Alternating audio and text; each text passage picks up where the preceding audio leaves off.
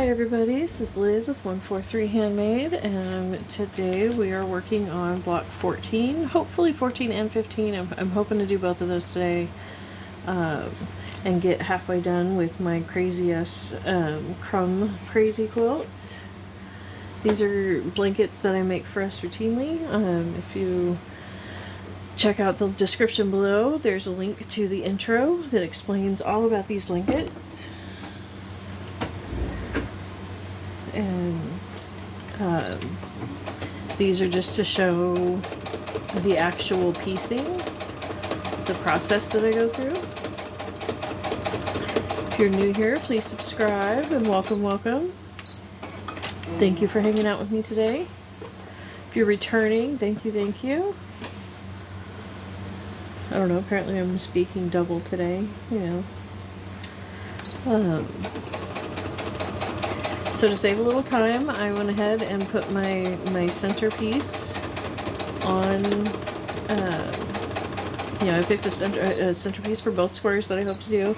And on this first one, I went ahead and chose this first piece. But as you can see, my sewing got a little bit off because that was squishy and the foot just ran off the side of it. So I'm just gonna go back in and do that seam one more time further in. That's it. How you fix that.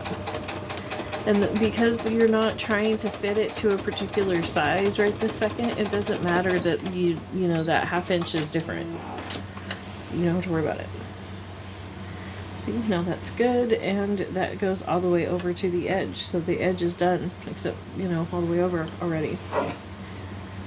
So moving right along, flipping over this side, and go ahead and snip this piece off because that's big enough to still use.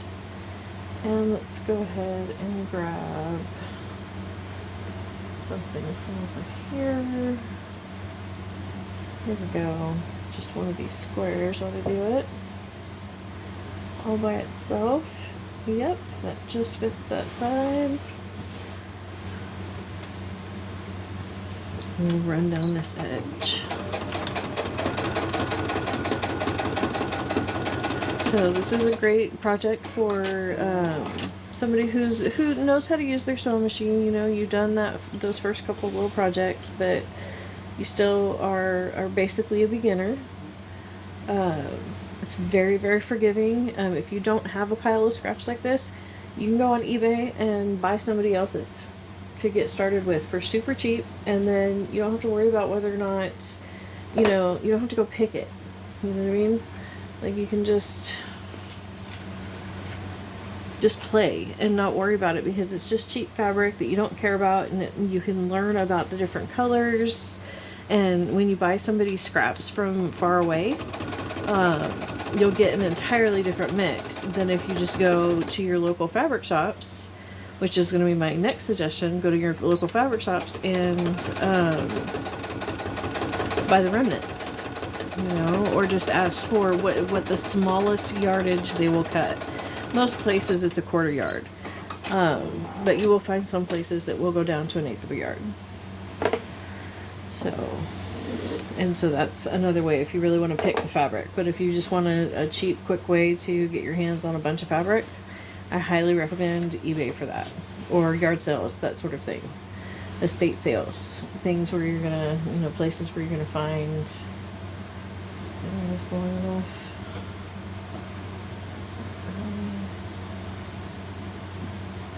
This might be, estate sales, garage sales, things of that nature. No, not quite far enough.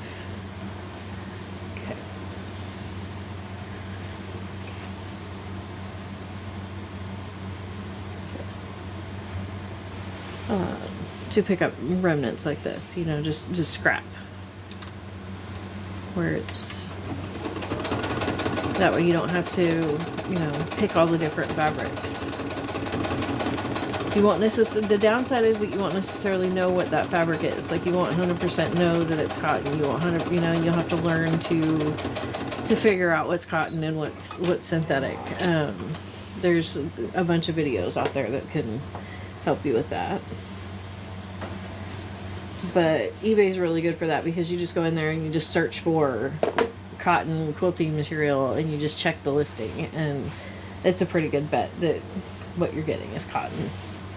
So where at an estate sale you would have to, you know, when you're just buying it from like a garage sale or someplace like that, where it's not marked, you would have to know. You know. So depends on where you're at, you know, in your journey here. Okay, see, I only need a little tiny triangle left, even though like there's all of this green, you know, the under fabric, but there's really only a little tiny piece left. So I'm gonna come back over here to my small pieces and find one of the smallest pieces I've got. Here we go. And I'm gonna put it right here. So that way it's a little bit of a bigger triangle than it would be if I butted it all the way up to that fabric. Just for easier, you know, when I'm joining the corners together. So, and sometimes I do take a very generous seam. Sometimes I try and really get that 1/4 inch seam down. It just depends on the night. So tonight I'm just kind of taking a generous seam. So there's my corner, definitely covered. Okay, moving on. So I think I'm going to go ahead and flip it around and do this other corner.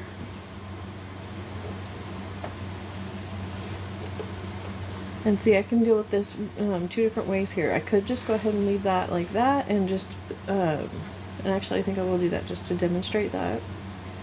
Again, I have done that in a different video, but I like doing it. I like the way that it looks. I like the excess that it gives. So the extra texture that it adds to the project. It's not fitting quite right. Let's see. Yeah, it has to be the right shaped triangle for the right shaped triangle, right? For all the angles to work. I'm trying to get it to cover up by about a 1/2 inch or so overlap. So that way when the fabric frays out, it's still anchored really well. Okay, and then all I'm going to do is just sew that on top. So this is one way. You know, the other way to go at this point would be to sew a strip all the way across here and flip. You know, stitch and flip. Continue to do that. Let's see, I'm going to go ahead and switch over to a decorative stitch. This is one of my favorites because it still moves pretty fast. I'm able to control it. You know, it's just a simple little viney kind of stitch.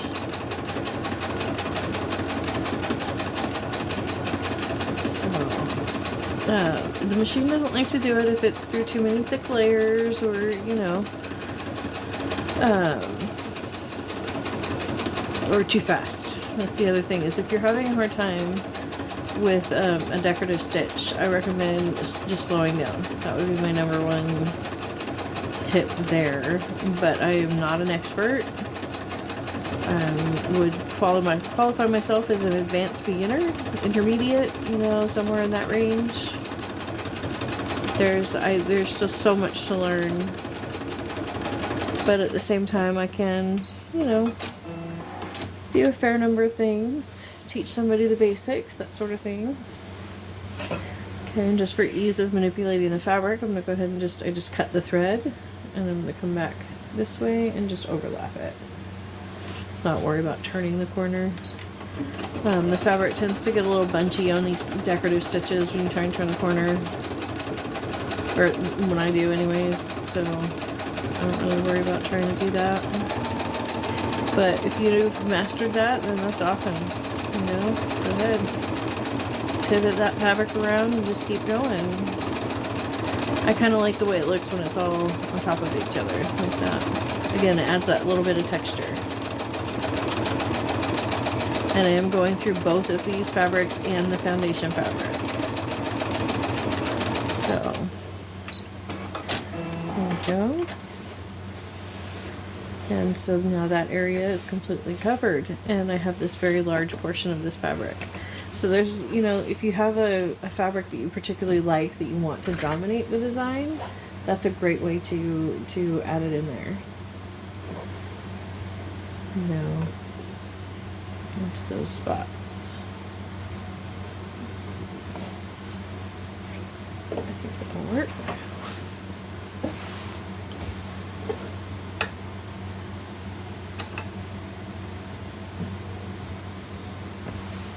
This is one of those where it's kind of hard to tell which side's the right side, and I know there's different methods and whatnot. I just go with the one where it's laying correctly this time. Okay, now I'm going to give a generous, oh, my needle came threaded, a generous seam allowance because it is a stretchy fabric, and squishy and all of that stuff, and I don't have a walking foot on right now because I'm not really doing a lot with that kind of fabric.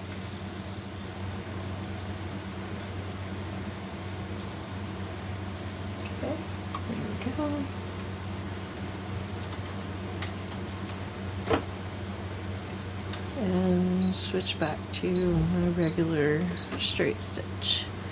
I do stitch with it quite open, a long stitch, just in case I have to rip anything out. It just makes it that little bit easier. And I've never had anything fall apart or anything either. So that's what works for me. And I don't sew clothes or anything like with sheer fabrics or anything either. So, yeah. There we go. Flip that down and check to see. Yep, I believe we're covered. So now I'm going to flip it over and flip to my basting stitch, which is an even bigger stitch, and just run around on this line. And if you don't know what the heck I'm doing or talking about or whatever, like I said at the beginning, I think I mentioned this, go back in and check out my intro. Oh, that doesn't work. Okay, needle up, scoot back, reposition. There we go. Here we go. Tangled with that weird repositioning.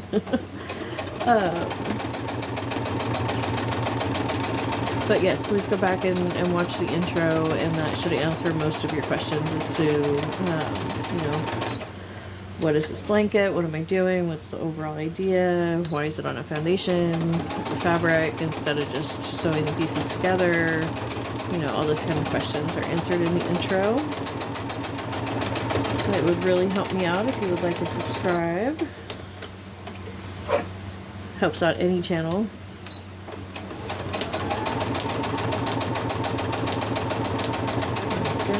Really kind of pushing down on this one because it is that fleece. It's so squishy, and I like texture and all, but I don't want it, you know, super extra bulky in that spot because that just is going to tempt the puppies. So let me check the time real quick. Let's see, yeah, we got time. Okay, so I was pretty quick with that one. I'm going to throw that over like that. Pull this one in. And that's, again, starting with a fairly large piece, so I should be able to you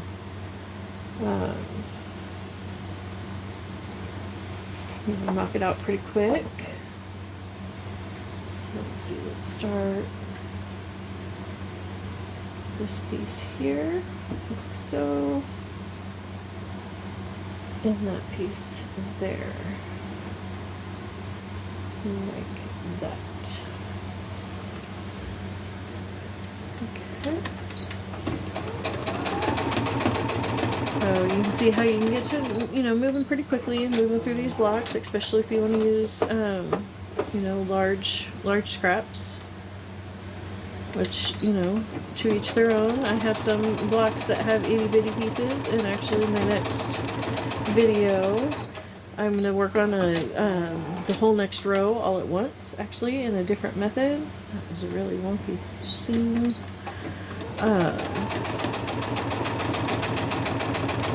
Straighten that out a little bit. There we go.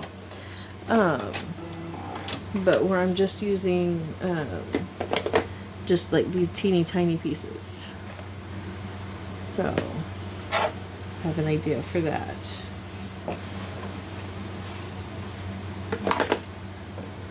So that will be coming up soon. Okay.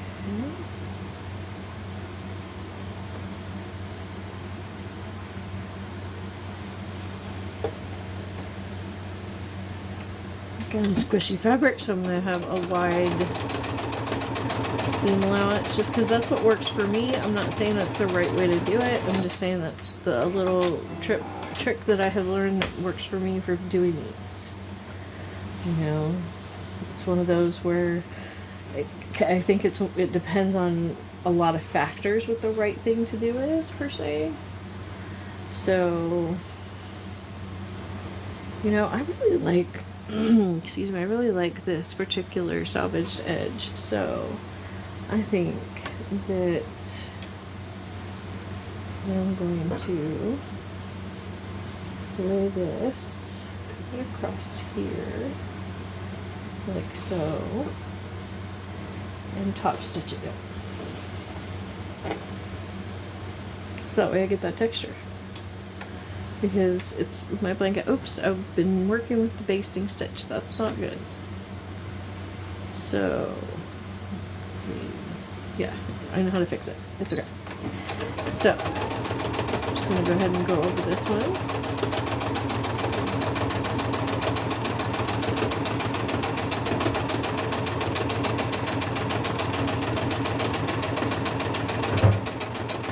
There we go.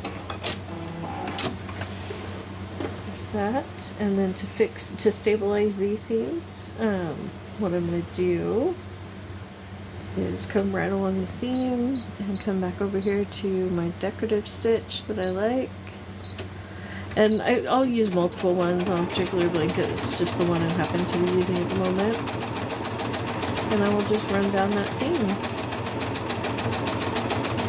and that will totally fix the fact that that's just basted on instead of sewn on, because obviously the decorative stitch over the top, you know, anchors it down.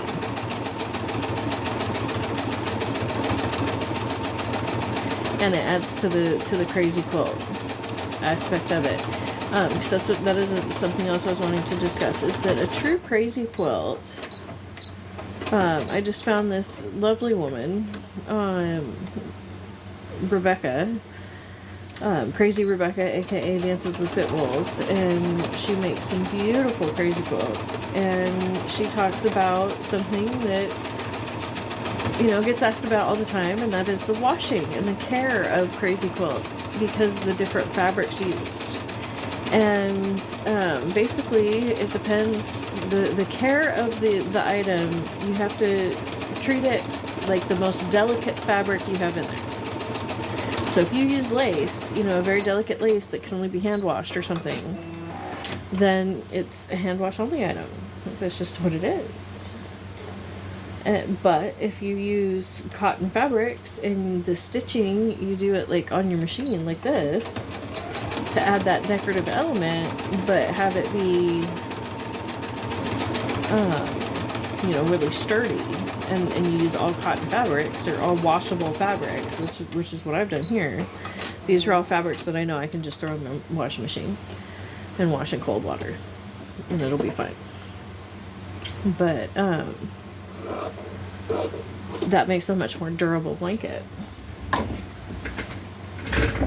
than, you know, if you go with a bunch of the heavy beading and whatnot. But it's just a very different look. You know. Got it really close to the edge there, so I'm going to go ahead and again reinforce with this decorative stitch real quick. I'm backtracking a lot tonight because I was trying to hurry, and so now I have to slow down. But it's okay. We'll get there. And when this block is done, the blanket will be, half of the blocks will be done. When the blocks are half done, it's tempting to say the blanket's half done, but is it really? Because all the finish work after all the blocks are done, the joining, you know, that's all part of the blanket too. So, you know. There we go. We're getting close here. And then I'll be able to just add a couple more pieces of this big stuff around the edge and call it done. And have half the blocks finished. Even with that, having that minimal backtracking that I had to do because of that mistake of not switching my stitch back. So there we go. Because the side's all the way over That's not quite. I should put a strip down here. That's the blanket. So let's see. What big fabric do I have left? Here we go. Here's something I haven't used a lot of. I haven't used yet in this block. It's kind of stringy. Strings are just part of this project. So I have a narrow strap. I could do that. Yeah. Okay.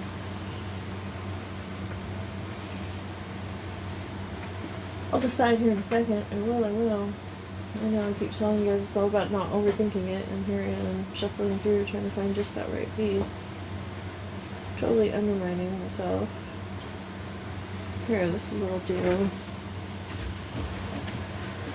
Because it's so close down here on the edge that really to just add that 1/2 inch doesn't make sense. So I'm going to overlap this. And if you're, really, tight for fabric, you can totally salvage that if you want to. I think I'm going to leave mine to go ahead and, let's see, increase this fabric.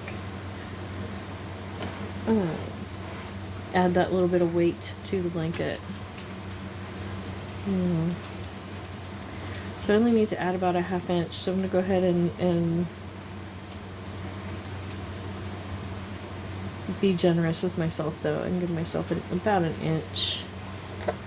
And then I'm just going to run a straight stitch right here along the seam line that somebody else already did.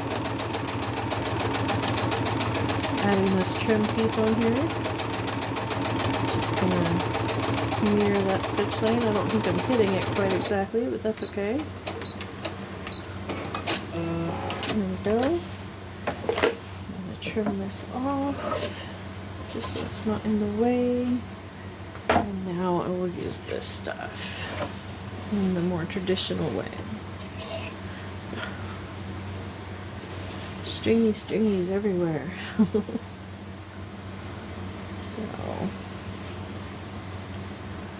Okay, I did tear it instead of cutting it, so it got a little bunchy, but you can straighten that out.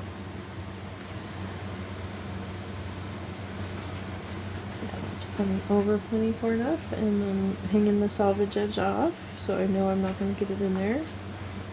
Sometimes I include it if it's cute. This one's just stark white, so yeah. Now I do have some lumpiness and seams and things like this, so I'm going to go ahead and give it kind of a generous seam. Oh, my needle came unthreaded again. I know, it's terrible for your machine. Don't do that. Don't do that. Don't do what I just did. Okay. You're not supposed to pull your thread out backwards. You're supposed to snip it and then pull it down. But when it gets sucked up in there, it's kind of hard to do that. My automatic needle threader hasn't been working. It will give it a shot. Nope. Through the needle. I don't know what's up with that. Other than I'm being maybe a little careless when I put my fabric back under there. It does cut because I use the automatic cutter, so the thread is kind of short. I remember watching my mom and my grandma sew, and they'd pull it out and forget to cut the thread, and the thread would just be, feet and feet. Once it was, because my mom would sew in one room and cut in another, and so the thread was still attached to the machine while she was in there cutting it already, trimming it for the next step. She used to make clothes and teddy bears and all kind of things. But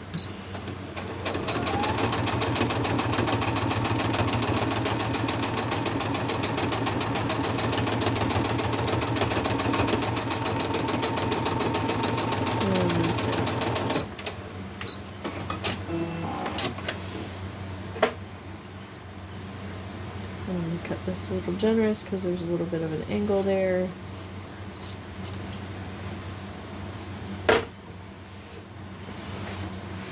There we go. Covers that side. So flip it around this way and give ourselves that crease so we have an idea. Okay. How wide of a strip we need. We need to go all the way down.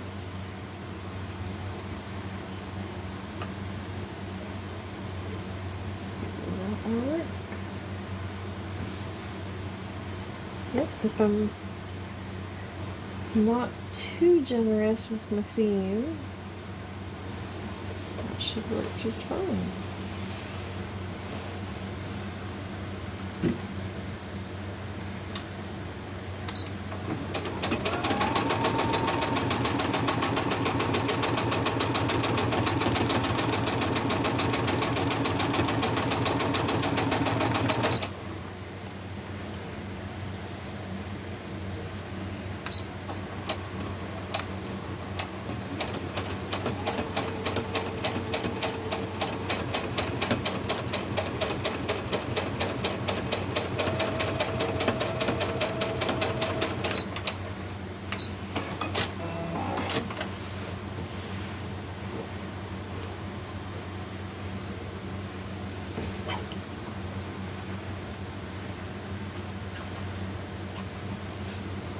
Okay, and we flip it over, basting stitch, and run around and just inside that line.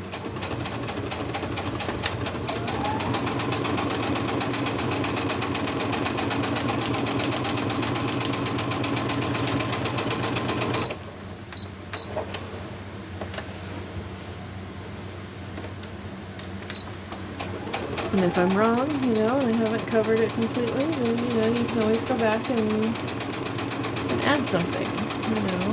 This basting stitch just holds down all those edges for in between now and when it's, when I trim it and then, you know, when I'm actually assembling the blanket, because sometimes I have to move my blocks around quite a bit, and I don't like dealing with, you know, the edges flopping all over, falling all over the place. Something's wrong with my tension, so apparently I didn't quite get my needle rethreaded right or something. I don't know, maybe I just need a fresh needle. That's okay, because we are now done with the second block and it's good enough. Yep. Let's see, that just fits across there. It's all stringy, but that's okay. Go. And this extra up here, that'll be a great piece to sew onto something else, you know. So thank you so much for joining me today. We got 2 blocks done,